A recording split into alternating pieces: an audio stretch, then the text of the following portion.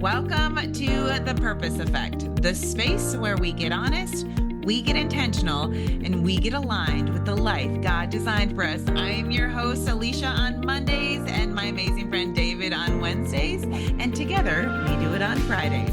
Our mission is simple: to help you stop floating through life and to start living with purpose, clarity, and action. Hello, sweet friend. How are you today? It's Friday. We made it through another week. Things are good. It is Friday. I had yesterday, I was driving my kids into school and I was like, what day? I was thinking it was Wednesday. I'm totally off this week and all over the place. I think it's because we had an amazing last week, and getting back into the groove of life this week has been interesting. We had a great trip last weekend. It was fun. It was great to get to see you and get a real hug. So that's No. always special. The event we were at was super informative, good people, good stuff.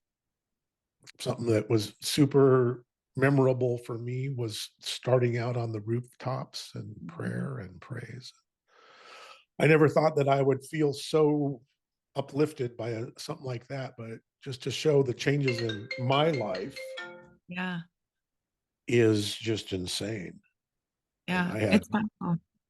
I had no idea that embracing that portion of my life would give me a peace that I've always looked for.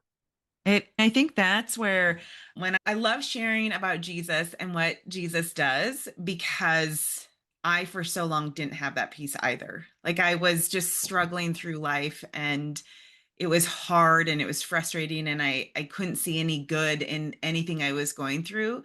And until I began to shift my perspective and really, I think, go back to say, God, I give it to you and you're my focus. And that is where I've experienced absolute peace, absolute joy. Not to say that things don't get easy, because we've talked about this quite a few times. Like, in fact, it might get a little harder, but there's this peace that comes with it. So often before we start recording, we start talking. I'm going to go to where I was when I was like, stop, we need to start recording. So my experience has been that my periods of the most growth are not when I'm comfortable. Mm-hmm. And I hate to admit that out loud, because it's not something that you want to really embrace. This, oh yeah, it's going to be really hard. You guys should do this because it's really hard. But that's not it. When times are hard, we remember the lessons. Mm-hmm. When you're thinking back on childhood, you remember Christmas, you remember your birthday, but Bobby broke his arm and you were there and you saw it and you heard it, and you never forget that. You always don't want to do what Bobby did to make that noise the ear heard when his arm broke. It sticks. It's a real impactful lesson. That's how it works. The tough stuff sticks with you. Yeah. I think this is really powerful because I've been reading a lot in James, and it talks. So, James in the New Testament, James 1:2-4, I think lines up exactly with what we're talking about here. So, I'm going to read it. So, it says, "Consider it pure joy, my brothers, whenever you face trials of many kinds, because you know that the testing of your faith develops perseverance, must finish its work, so that you may be mature and complete and not lacking in anything." I think if you look at it, so first he says, hey, hold on, let me set the stage. Everything is going to be considered pure joy. And I love, like, breaking down the idea that pure joy and joy itself is very different than happiness. So I always like to make sure that people understand they're not the same. Happiness is often emotions that are caused by external things going on or whatever's happening around you. And, oh, now I feel happy. Joy is that deep, innate in you, like, that just comes up and it wells up inside of you versus everything going on around you. So he says, like, he sets the stage. You need to just be and have joy. And then he says, oh, but by the way, you're going to have a lot of trials. Like, you are going to go through not just one, but you're going through many trials. But he says, know that your faith develops in this. And I think that's a really powerful thing. David, you talk about that your most powerful experiences in life have actually been some of the hard things where you've learned the most. And so knowing that and coming from that perspective of, okay, what can I learn in this? How can I grow in this? It's actually, I think it changes it to, gosh, can I dare say I get excited for the trials? I know if I'm quite there yet, but I feel like I'm like, okay, God, what are you going to teach me? What are you going to do? Did you bump your head getting in the Jeep? No, no, You're not I'm supposed just to be like, excited for I the, the would oh say, my do I goodness. say that I get excited? I don't know if I'm quite there yet, but I do feel it. I do feel it because I now see the more trials I go through, the more growth I've experienced. So now as I come up on other trials, things that would have derailed me and discouraged me and left me so defeated a few years ago are just easy peasy now. Like it doesn't even phase me because I walked through them. And that's where I'm like, I get excited because I'm like, okay, how can I walk through this one now? What are you going to show me in this one, God? Okay, I look forward to the journey and the outcome versus why is this happening? One of the things that has changed for me and is really different for me is this understanding, as we've talked, you and I have talked about, and I won't haven't talked too much about it on the podcast, but I will. My mother made Christianity difficult for me. And what I realized was in all of her misunderstanding, the one thing that I'm learning and that I'm feeling better about that is right along with what this is accepting grace. And I don't Yeah, think that my mother ever learned that it's there. All yeah. you have to do is receive it and accept it. And there's peace in that. And while I won't say I'm excited for the trials that I know growth will follow, I can honestly say that I can look at it from a different perspective. And instead of just going, oh my gosh, why me? Why me? Why me? How is this? How could I? It's not fair. It's okay. Where's my lesson? What's the value here? Instead of just looking at oh, this isn't good. This isn't what I want. This isn't, I mean, it's okay. Let my desire be your will. Let my desire be your will. And that is giving me a peace. And I fade in and out of it. I'm working it. I'm learning. It's not, oh, yeah, this is great. Now I'm done. Yeah, Oh, rainbows and unicorns. yeah. But at the same time, it's okay. I'm going through some real tough stuff in my business and I'm looking and I watched my client just shoot himself in the foot this week really bad. And whereas 6 months ago or a year ago, I might have stepped back and, well, yeah, it serves you right, you weird guy who wants to shoot himself in the foot. But now, yesterday, I stepped in, I gave the dumb a band aid. I said, here, go nurse your foot that you shot. Let me fix this problem that you should have not created in the first place. Because I'm accepting the grace and it takes some of the heaviness of the victimization that I created in my own head. I'm a lot of things, but I'm not a victim. I'm Mhm. not going to go there. I'm not going to live there. I'm not going to be like that. Yeah, Now that I recognized what it was, now that God said, you're no victim, you're a child yeah, of God. yeah, Hey, I yeah. got to tell someone who was having a down day that they were God's perfect creation. How did they handle it? There were tears and hugs. Isn't that powerful? I think sometimes people just need to hear that. I did. Yeah. It's powerful then now that I was telling somebody, I was talking about this the other day with somebody, is like what we're doing here of the purpose effect is we're telling people, hey, we're walking out our purpose and what God's showing us, and it's having an impact on them. And what we're doing is we're saying, now we want you to do the same thing, to walk out your purpose and to walk out to share what you're learning and how you're growing and share it with others. And then it will impact them and then it will impact them. And that is the purpose effect. of how we want it just to keep going and going. And so you think of your story and being told that yourself, and you're not a mistake, you're his masterpiece. And now you are having that effect on somebody else. And now they get to then share that with somebody else. And it just keeps going. Separately, we can each, same thing I always say, we can each change our world.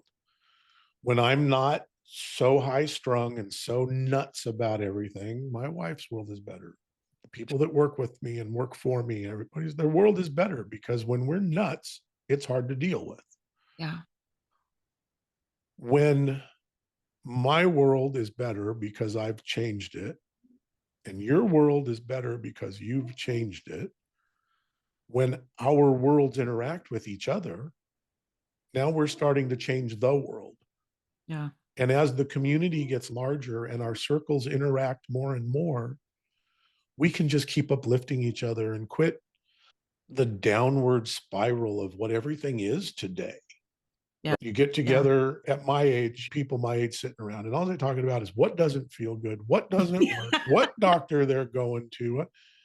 And I'm like, no, Yeah. no. What are we excited about? What are we, when you and I first started this, one of the things we talked about was the Charlie Kirk situation and how everybody was focusing on what they did not have in common, what they Hmm. did not like Hmm. about each other, and how that was being used for people to separate themselves. And that what one of the things we want to do is point out that even though we are both very different individuals, Yeah. we're not. Yeah. Yeah. And that's the part of the huge part of the message. Yeah. And I think it's like stripping everything down to the foundation of starting out, we're just God's masterpiece. We're children of God. And I think we've piled on all these different experiences, roles, expectations, and all these ideas and all these and emotions and everything onto it. And then we're like, now we can't relate to it. But what happens if we just start stripping all that off and go back to the very foundation and the core of it? And start with, okay, what do we all have in common? And the one thing we do all have for sure is that God created each one of us and loves each one of us. Now, it's our choice if we want to have a relationship with him and walk out that relationship. There's the difference, but that does not change the fact that we are all still created by him and loved by him. And if that could be maybe where we all come together and just rest in that, it's powerful. And we all need to be better for We who you do. are. That there is the foundation in my mind of what we do here, Yeah. is that we can all, no matter, I don't care how much you study, your Christian journey in Christianity is way more advanced than mine. There's always going to be more to learn for you. Yeah. Always. Even though I'm Always. so young in my journey, there's always going to be more for me. Emotionally, we're always going to have some things that we can improve in ourselves. Yeah. It's the nature of being human, because situations change, we change, stuff gets different. And how do we continue to handle that? Do we continue to be a good example of what we're trying to do? Yeah. Physically, you slack off for a very short period of time and your body will let you know. And that's true for everybody, whether you're just you and I, plain old folks, or you're a world-class athlete. Yeah. If you don't take care of the vessel, there's no. So Yeah. whether, and I'm more and more embracing the spirituality, and I love my new relationship and my new way of dealing with these things, but it doesn't preclude us from having in common with people who haven't Mhm. yet discovered that. Yeah. You can still Absolutely. be a good person. Absolutely. And I always want to emphasize that one of the beautiful things about the Christianity that I'm experiencing is I don't get to judge your way. Yeah. I might Yeah. not want to participate. I don't, denominational Christianity and stuff, I don't get to say it's bad because it's not my place. It's not a comfortable place for David. Yeah. But if you're still using whatever's in your life to be a better form of yourself, That's great. Yeah. Yeah, I think it is that fine line because a lot of us grew up with the finger pointing Christianity and you're doing it wrong and you aren't doing it right and it burned so many people. And so then I think yeah, like you're a great example. But so then I think what happened is then we went into the seeker friendly phase where we said, everybody just come in. We're not going to have any depth. We're not going to teach you anything. Let's just come on in and we'll just sit here. We're not going to grow. We're not going to show you why is this life changing? Why can you go from anxiety ridden and depressed and overwhelmed and just floating through life and miserable to, oh my goodness, now I have peace and joy that like I can't even explain it because life is still crazy, but I feel it. But we just were like, we don't want to teach you anything. We don't want to offend anybody. We just want to sit here. And I think the church has really failed everybody in that aspect, that we went from very mean and harsh and you're going to go to hell and all this kind of stuff to everybody's welcome. Here is where I think God is taking us back to is what actually is the truth and what does scripture say. And the more I find, and I think you hit on this, David, of it just being a good person. So I think people can have a fulfilling life by following just what's even in the scripture, right? Like just even if you don't have just if you follow the concepts, if you follow the foundation of serving others, of talk so much about wisdom and how to live a good life. I do think that people can find a lot of freedom in those precepts. What I love is when we then say, we're not going to pound this into you. We're not going to keep going over and over. What we're just showing you is how do we live it? Like, what does it actually look like for somebody that loves Jesus? How does that life play out? And the beauty in that is, as I love Jesus, I can spend time with anybody and love them. I can spend time with anybody and see the gift of who they are, even if maybe they don't see it. Maybe lots of other people don't see it, but it's just changed like my perspective on things. And I don't know if I went on a tangent on that, but I just think, how can we, yeah, I don't want to stuff it down people's throat, but man, I just want them to see what they can experience, how their By life will modeling. change. But Yeah. that's By that's example, that's not by just saying, I think this is what it says.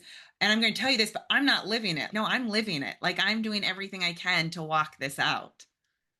I have a definite line about what I believe is okay and isn't okay in spirituality. And it's very vivid and clear. Yeah. If you are saying, because I'm a Christian, I am better than you.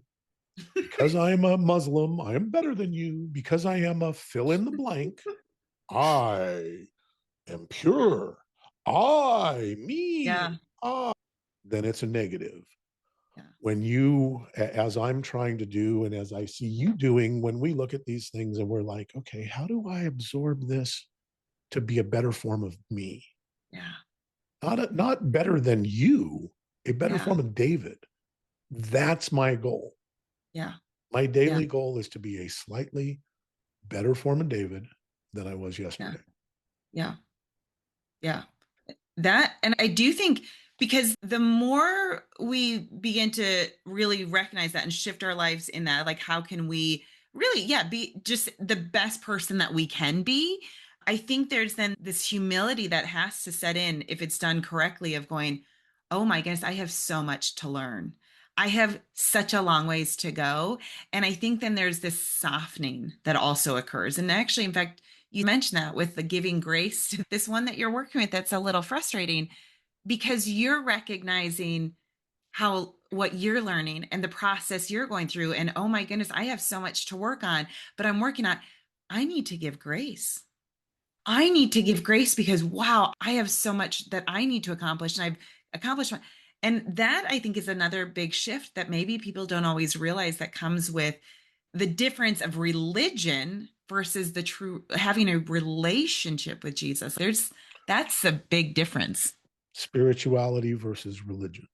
Yeah, it's huge. It's very different. They're not, They don't line up because religion, in my studies of religion, it always came back to the same thing. It was a small group of people trying to control a larger group of people. Yeah. Yeah. Now, the scripture is something that is so comprehensive and has so much stuff that if you pick it and pull it apart, you can make it say all kinds of crazy stuff. And that's where cults come in and people that do really Mhm. bad things behind some form of religion come in because they use bits and pieces of good information in a negative fashion. Yeah.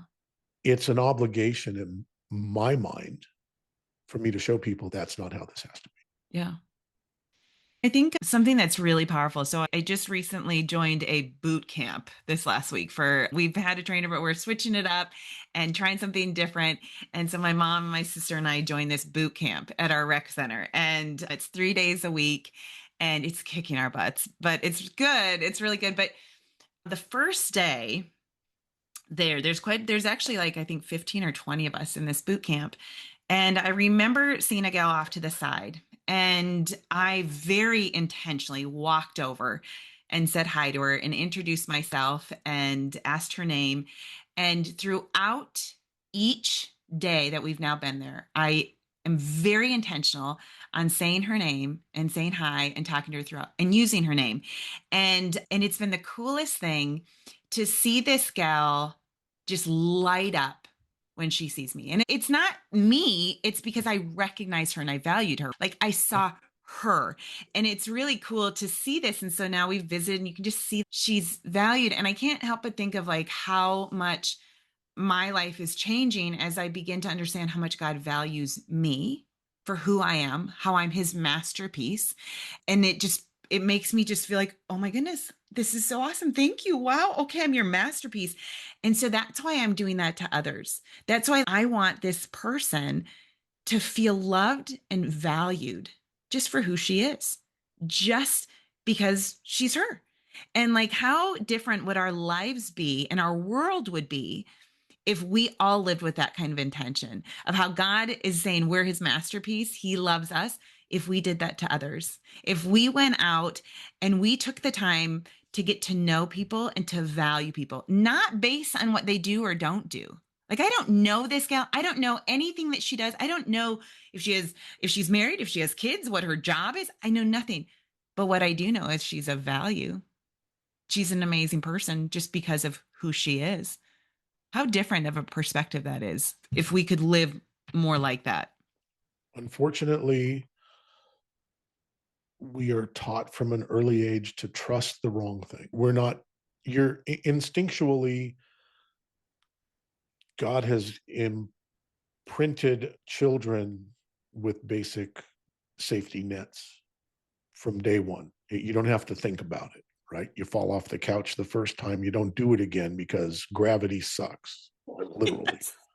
As we learn these things, we start to absorb instead of when your kid is going to do something that you know isn't going to hurt them, but is going to create drama and crying, you go over there and you rescue them. You stop them from rolling off the couch. And they don't learn that if you roll off the couch, you're going to fall on the ground. Yeah. And we're taught from an early age to be rescued from things that we don't need to be rescued Yeah. from. As we were talking about earlier, the hard things are important. That's where you learn the most, right? Burn your finger on the skillet. You don't touch the skillet in the future. Yeah. There, I gotta tell you this story because I think you'd appreciate this. So my kiddos are, two of my kids are in track this season, one at middle school, one at high school. And so they are really dialing in on it. And my 15-year-old, he comes home and he says, okay, mom, I talked to my coach and like, I need to really work on my eating and I need to be active. So he is just like creating all these meals, getting in a lot of carb and protein. Like I even had him go to the grocery store. He did his shopping. It's been really fun to watch. So in the process of this, my 10-year-old is watching it. And to watch, like the other day, he's, Mom, I think I want a salad. So he pulls out all the spinach and he's making this big salad to take to school. And then last night he says, Mom, because every Friday morning my kids get to go to my parents' house for breakfast. My parents just live right down the road. And so it's just like just a fun thing for them. And so he says, Mom, I think I'm going to run to grandma and grandpa's. I'm like, okay, we'll see if that happens. He's going to have to get up a little earlier to do it. Okay. So this morning I wake him up. I said, do you want to go? Yep. Yep. And so he got all ready to go. And so I call my mom. I said, hey, he's on his way. Make sure to keep an eye out for him. I said, maybe give it like 20 minutes or whatever. And so I called her around 20 minutes. She said, I don't see him yet. Maybe I should go get him. And I said, hold on.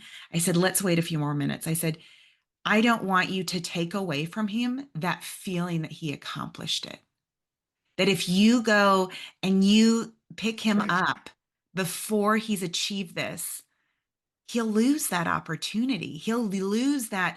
Oh my goodness, I did. And in that, like he said, I said, how was it? He said, I walked half and I started to go, yeah, I was a little nervous. And it's back roads. We live out a little ways out of town. So it's back roads. There's hardly anybody, very safe area. But it was still a little nerve wracking for him. But what he learned in that is one, the reward of pushing through. And we didn't take that away from him. And I think sometimes God is like that too, that I want you to go through this because I want you to feel one, that you can accomplish it, that you can push through, that you can achieve these things that I'm setting before you. And he wants to be cheering us on. So as a mom, and I'm telling my mom, like, don't go pick him up. And it's not that she wanted to I pick him love up, it. she wanted to pick him up because she cared, but it was switching perspectives going, I care enough about my son that I want him to get to that finish line on his own and to feel it. It's such a powerful, like, it hadn't even dawned on me until I'm telling my mom this. Oh my goodness. How oftentimes do we step in or we ask God to step in and take away these opportunities?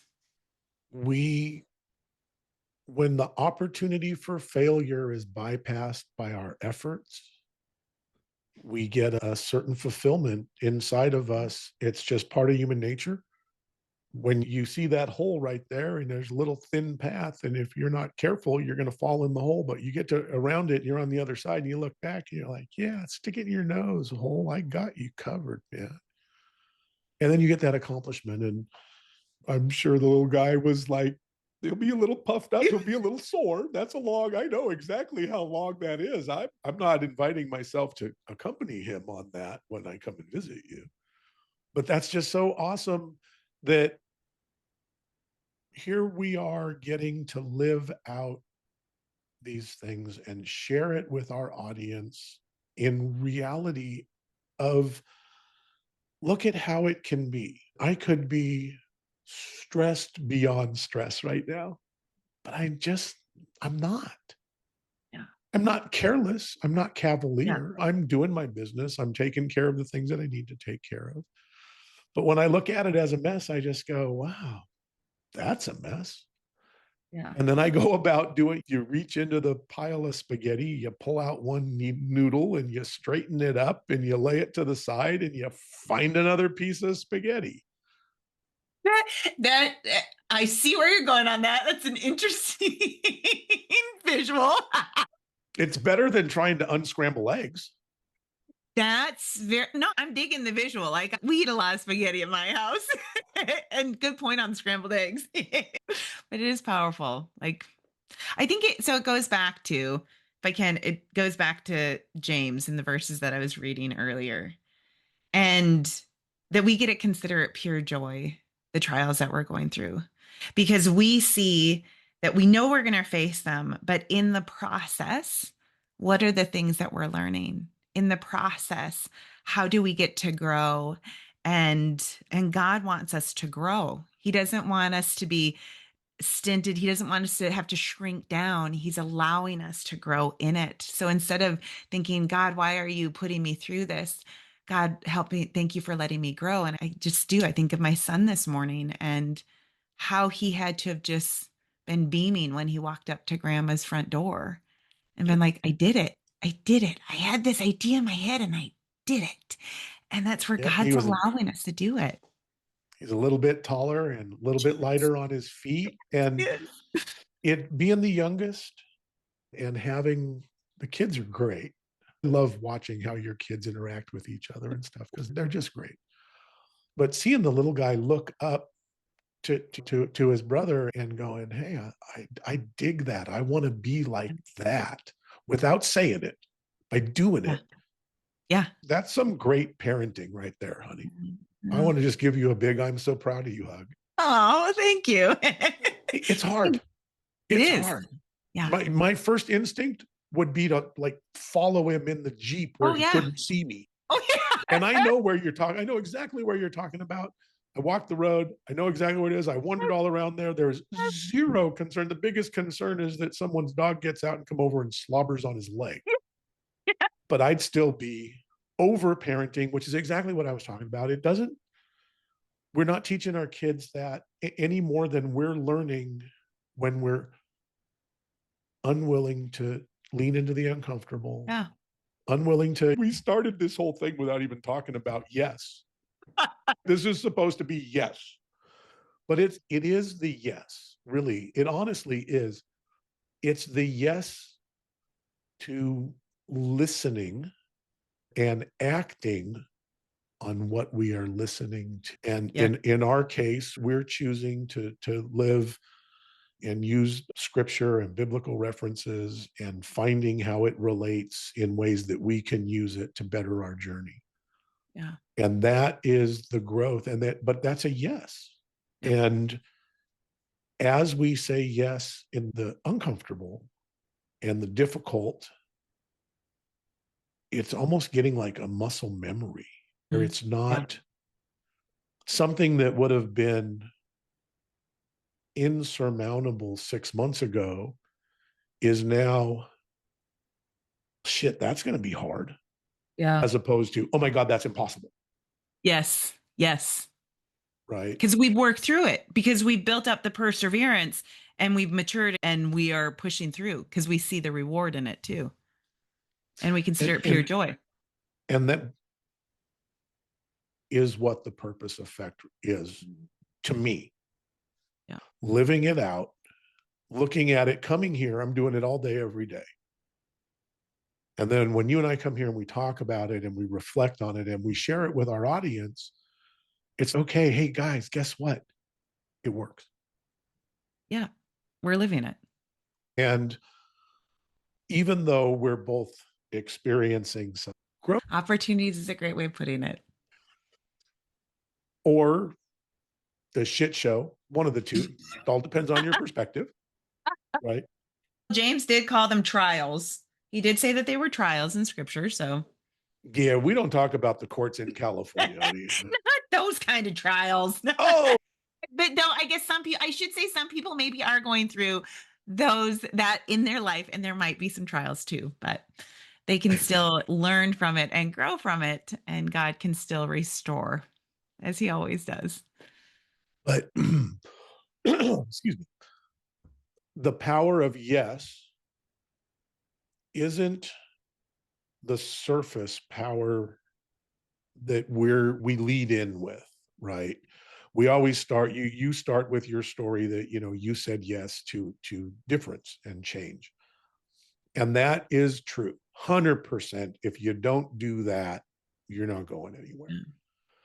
But it's also not valuable if you don't follow through. Yeah. Got to keep saying yes.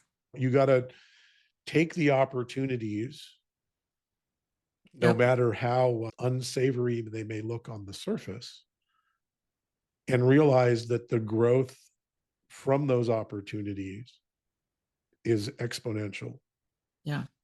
And when we embrace the fact that we have this God given peace, this grace, for me, it's been life changing. Yeah. I'm a completely different person than I was the day you and I sat down and dreamed this up. Yeah. We Me didn't too. dream it up. The day we sat No. down and God said, God hey, did. guess what? I would say I'm not even the same person from yesterday because I'm constantly growing and learning and being intentional. Hopefully, that's part of what the journey is, right? The journey is daily, all Yeah. day, every day. And that we live and it. that doesn't end. Yeah. That part is continuous. When people peek in on us, right? If they only see our friend that was there that first morning with us. Yeah. When she peeks in and sees me 6 months later, I'm sure that just standing back, Barb was like, holy moly, who's that guy? Because I'm a lot different than we were that first morning. Yeah. I'm Yeah. embracing things that I pretty much basically said wasn't going to happen. No, Favorite I part just when need my God says, Jesus Saves bumper sticker and I'll be pissing off people in traffic like everybody else who has one. I love it. That's what God likes to do. He likes to change us from the inside out. It has been so far one of my greatest privileges to share this experience with you, my friend, and getting to spend a little bit of time with Brad last weekend and looking forward to the four of us getting to spend more time together. It's becoming such an important core of me Yeah. that I can't remember a time when you weren't here. And pretty memorable. Sometimes you are availed the opportunity, and if you embrace it, wonderful things can happen. Yeah. The series of events that got us together had so many reasons for it to be difficult and not work out, but Yep. we both listened, and we're so grateful. I will speak for both of us that God has chosen us. I would have never thought that I should have been in this position. That's God's faithfulness. Yeah, it's pretty awesome. I think that's the power. It is the power of going back to the power of yes and just saying yes to one small change. And then you say yes to another change and then another change and shifting in a healthy, positive way.